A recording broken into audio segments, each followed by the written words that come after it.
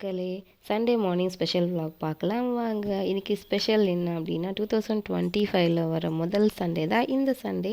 So இந்த Sunday breakfast என்ன செய்யலான்னு பார்த்தா தோசை மாவு இருந்துச்சு. ஸோ தோசை மாவு எடுத்து 2 தோசை ஊற்றி சாப்பிட்லாமேன்னு தோணுச்சு. அதனால் தோசை மாவு நல்லா கலக்கிட்டு அதில் சால்ட்டும் சோடாவும் போட்டு நல்லா கலக்கியாச்சு. ஸ்டவ்வை பற்ற வச்சுட்டு அதில் இரும்பு தவா வச்சாச்சு. எனக்கு இரும்பு தவா தான் என்கிட்ட இருக்குது. ஸோ உங்கள் வீட்டில் நீங்கள் எல்லாம் யாரெல்லாம் இரும்பு தவா யூஸ் பண்ணுறீங்கன்னு சொல்லிட்டு மறக்காமல் கமெண்ட் பண்ணிவிடுங்க, நானும் தெரிஞ்சுக்கிறேன். இதுக்கப்புறம் 2 நிமிஷம் கழித்து அதுக்குள்ளே வெங்காயத்தை போட்டு நல்லா தேய்ச்சி அதில் லைட்டாக தண்ணி தெளித்து தோசை ஊற்ற ஆரம்பித்தாச்சு. தோசை ஊற்றினதுக்கப்புறம் ஒரு தோசை ப்ளெயின் தோசையாக ஊற்றலான்னு சொல்லிட்டு நினச்சேன். அதனால் ஒரு தோசை மட்டும் ப்ளெயினாக ஊற்றியாச்சு.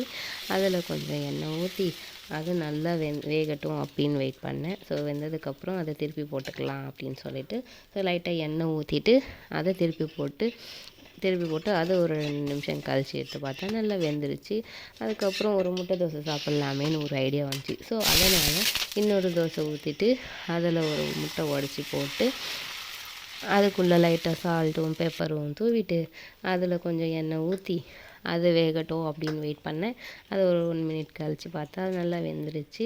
அதுக்கப்புறம் அதை திருப்பி போட்டு அது ஒரு 2 நிமிஷம் அது ஒரு வேகட்டும் அப்படின்னு சொல்லிட்டு விட்டாச்சு. அது வெந்ததுக்கப்புறமா திருப்பி போட்டாச்சு.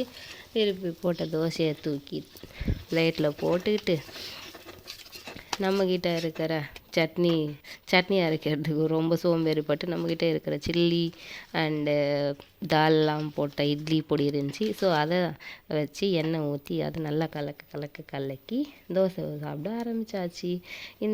இந்த வீடியோ பிடிச்சிருந்தா லைக் பண்ணுங்கள், ஷேர் பண்ணுங்கள், சப்ஸ்கிரைப் பண்ணுங்கள். வாங்க சாப்பிட்லாம். பாய்.